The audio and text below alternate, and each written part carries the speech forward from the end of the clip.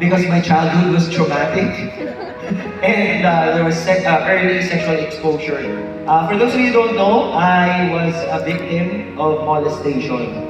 I was molested in first year high school in a science camp by a teacher. And that brought me to hearings, cases, court cases, parang teleserye yung buhay ko, di ba? Pero, when that happened to me, I was very tempted to just waste my life.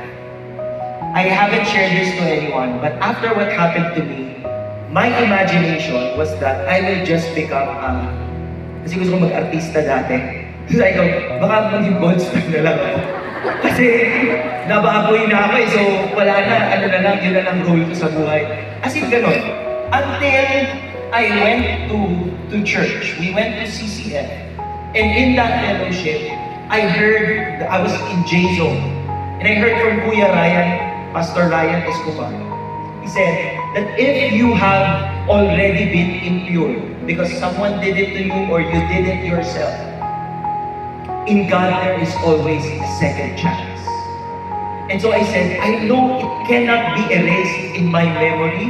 It cannot be erased in my experience. I was a victim, but that is not my identity. You have to remember this. Whatever was done to you can be redeemed by God. It can be covered by the holy blood of the Lamb. And when you stand in front of Jesus, you will not be accounted for what was done to you. You will be accounted for what you did. With whatever God allowed in your life, what did you do?